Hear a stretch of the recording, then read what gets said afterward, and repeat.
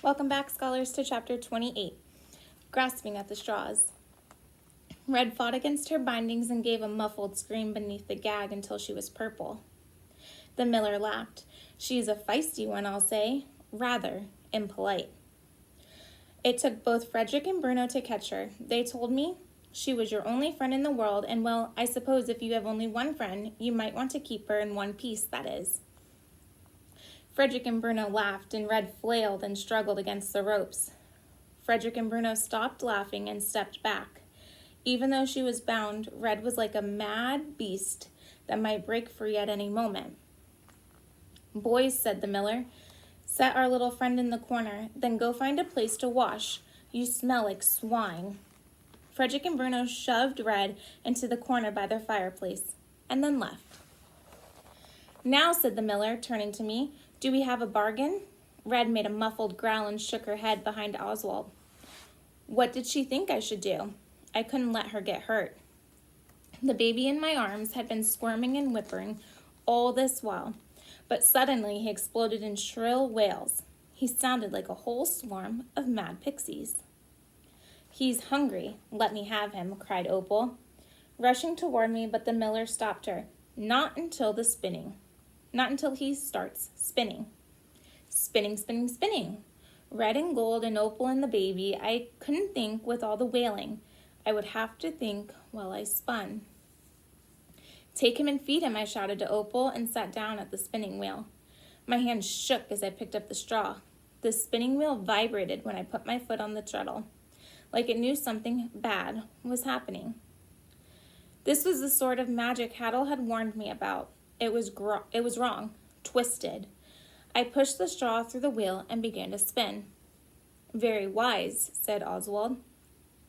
Now the king grows impatient. He is eager for his queen to display her talents once again.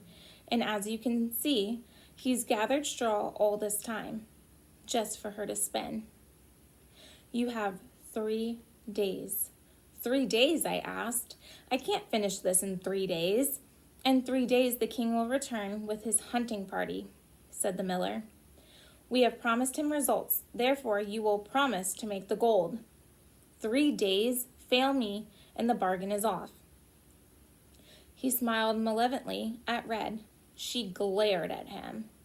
Anger welled up in me stronger than I had ever felt before. I wanted to punch him in his big red belly, and make him explode. And then the anger faded into despair. I was back where I started. 3 days would not be the end. I would never stop spinning the straw into gold. Gran had tried to keep me from all this, from the miller and his greed, from my own stupidity. But maybe there was nothing either of us could have done. The miller stepped forward with a length of rope and bound my legs and ankles to the spinning wheel. "We wouldn't want you to get lost," he said. No, I couldn't be lost. My name was Rumple. I was trapped. One spool of gold. Red was sitting on the floor. She was dirtier than I'd ever seen her. She had scratches and cuts, and the dirt on her face was streaked as though she had been crying. Red crying. Strong, fierce, fearless Red? Crying? I hated to imagine. 2 spools of gold. Opal sat in a pile of straw feeding her baby. She was crying too. When she finished, the miller made her put Archie in a basket next to me and told her to back away, to remind us both that he was mine. Some grandfather, 3 spools of gold, 4. The miller gathered the gold as I spun it, draping it around his neck and waist and laughing all the while. Finally, after he was more tangled in gold than Red was in rope, she slumped down in his head and began to nod. I was feeling hopeful. If he fell asleep, I could untie Red and we could make a run for it. But then I remembered Archie. Even if I could free myself, I would have to take the baby and Opal and would possibly start shrieking, and that would be that. But I wanted to at least talk to Red. "Opal," I said after the miller started snoring, "ungag Red." Opal looked at me as if I had insulted her. I tried to sound more submissive and pleading. "Your Highness, please take off Red's gag." "No," she said sharply. "I'm the queen, and you don't give me orders." She's a mean creature. She's always pulled my hair when I was a girl. Evil, That's what she is. Red is evil. Red gave Opal a look that could certainly be called evil, and Opal cowered and then lashed out at me. And so, are you little demon baby stealer? She began to wail again. Oh, make it stop. I couldn't think. I needed Red's brains right now. Mine were just too scrambled. Opal, Your Majesty, if you let her speak to me, I may be able to tell you a way that you can keep your baby. It was a hollow promise, but I knew it would work for now. Opal stopped crying and her eyes widened. My baby, you'll give him back? For good? I can tell you how it might be possible if you take off Red's gag. Opal obeyed, and as soon as she did, Red let out a slew of curses that I didn't think were appropriate for infant ears. The baby didn't either, because he started crying and the miller began to stir in his sleep. Quickly, Opal picked up Archie and rocked and soothed him, which soothed the sleeping miller as well. I had to admit, seeing Opal cuddle and whisper to her baby was very sweet. It made my heart pinch and swell all at once. I really didn't want to take her baby. Rump, you idiot, said Red in a harsh whisper. Why did you come back? I didn't want to, I said, still spinning the straw. Frederick and Bruno found me and kidnapped me, and I almost got away until a gnome found me and announced the birth of Opal's baby. Then I had to come. Did you know that magic can force you to do something you don't want to do? Magic will make you do anything you've bound yourself to, said Red. Why do you think the witches don't get involved in anything? You're in a tangle, Rump, since birth. Well, what about you? Unless I spin the gold, you're going to die. And what do you think they'll do with you? Make you Lord of the Pixies? Oh, please, Rump, you're the one who's going to die if you don't stop. I can't. Red, I can't, in a whisper. I quickly told her what I had learned about my aunt and my mother and my name. Her eyes widened as I spoke, and when I finished, all she managed to say was, oh. The things I'd said hung in the air for a heavy moment. This is my destiny, Red. I don't have a choice.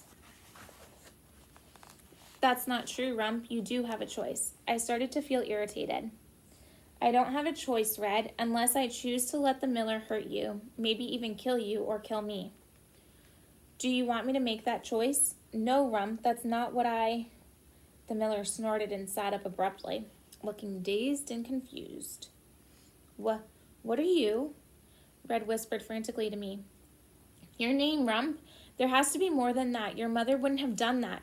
You think you know so much, there isn't more. My destiny is this. The miller came to his senses. He grabbed a handful of Red's hair, and she growled and struggled against him. Rump, this isn't your destiny. You're not... The miller fastened the gag over her mouth again and threw her against a pile of straw so forcefully that a heap fell over her head and buried her up to her chest. Oswald glowered over her and glowered back. And then he walked slowly over to me. I concentrated on spinning, hunched as low as I fed the straw into the wheel. Whir, whir, whir. Another spool. A little pile had formed at my feet. The miller's massive shadow fell over me. He bent down close and I could smell his breath. It smelled like rotting meat and sour ale. Worse than a troll's breath. Do something like that again and I'll put your little friend in a haystack and set it on fire. His hand came down across my face and knocked me back from the wheel. Straw flew everywhere like a thick golden rain. Get up. You will not stop until every last bit of straw is gold. He turned to Opal, who was clutching her baby, protecting him from her father's fury. You put that thing back in the basket. It doesn't belong to you. Opal obeyed. I obeyed. I spun in silence for many hours. The afternoon sun burned through the window, making the spools of gold glow red. I had a good high stack, but I didn't think I had put a dent in all the straw. I would have to spin through the night if I was to finish in 3 days, and one of the days was nearly gone. I was already exhausted. When the sun was low in the sky, Frederick and Bruno took me outside so that I could relieve myself of nature's call. They stood right by me, their hands on the big knives, at their waist, reminding me that I was trapped. At least the cold air revived me a little, and I could think more clearly. I forced my brain not to think about my destiny or myself. I thought of only getting Red out of this mess. Whatever problems I had, she didn't deserve to be tangled up in them. I would get her free, and then I'd deal with everything else. Back in the castle, the miller tied me to the wheel again and stood over me as I spun. Whenever I filled the bobbin, he quickly removed the skein and added it to the growing pile of gold. Opal scooted as near to Archie as she dared, looking back and forth between her father and me. She drew her legs up to her chest and wrapped her arms tightly around her shins and rocked back and forth in rhythm to my spinning. She rocked so vigorously that the floorboards beneath her began to creak. By nightfall, the boards were lifted each time she rocked back and then cracked down, and she came forward and creak, snap, creak, snap. Red stared at me as I spun it and took a look of hard determination on her face. I shrugged helplessly as she rolled her eyes and sank back into the straw. I didn't dare talk. My face still burned from the miller's hand, but questions tumbled around my head. 1,000 little birds pecking at my brains. Red said I hadn't found all my name. But how did that help me? Even if it was true, I was no closer to finding out the rest, and besides, Rumple made sense. Trapped, trapped, trapped. Eventually, the miller fell asleep in a pile of straw, and the moment he did, Opal crept over to me with a desperate look in her eyes. You said you would tell me how I could keep my baby. Tell me how. I stared at her. I had nearly forgotten our agreement, but Opal had been waiting all this time for the miller to fall asleep so she could ask. Her eyes were red and puffy, and her face was wet with tears. Her chin trembled, and before I could say anything, she started crying again. Stop, Opal. I mean, Your Majesty, there is a way that you can keep your baby. Stop crying. She stopped crying, and I sighed with relief. Tell me, said Opal, as she wiped her nose on her sleeve. I racked my brain wildly. I looked at Red, but she was just shook her head at me. We both knew there was no way, but I had to tell Opal something. Anything I had to give her an impossible task. You must tell me my name, I said. Your name, she asked. Yes, my true name, all of it. If you guess my name before I'm done spinning this gold, you can keep your baby. But your name is Robert, she said.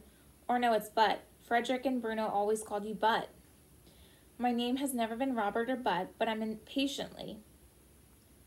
said impatiently. You have to guess my real name, and if I do, you'll give me back Archie? I nodded. I knew I was secure in this bargain. She would never guess my name. I didn't even have a real name, only a curse, I promise. Opal took a deep, shuddering breath. I can speak to the king's wise men and search all the name books. Whatever kept her busy and wail-free, she went off looking much lighter. But my burden was still heavy, and my legs and back already ached. I was in a sea of gold now, a filthy gold ocean. Later, Opal strolled into the room with a list of names written on a long scroll. Is your name Gaspar? Or Meliquar? Balthasar? Those are very rare names. Is it one of those? I stared at her in disbelief.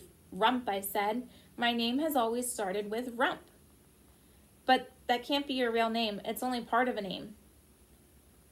She looked confused and stared down at her parchment. Is it Nebuchadnezzar? I stopped my spinning and stared at her. She was serious. My sympathy for Opal was fading with the thickening of her skull. That's not my name. Oh, was all she said, and she turned away, sighing at all the work she had wasted. Opal stared blankly at the parchment a bit longer, then stretched out and fell asleep in the straw, her arms reaching toward her sleeping baby. As soon as Opal fell asleep, the miller snored awake, rubbed his eyes, and grinned at all the gold. He took a large sack and began filling it with gold. That's good, he said, looking at the gold. Not me. Plenty for all.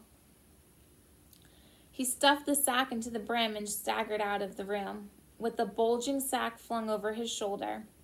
The first day was gone, and though the pile of gold grew above my head, the straw still loomed like a mountain. A few pixies crawled through the creaks in the flooring.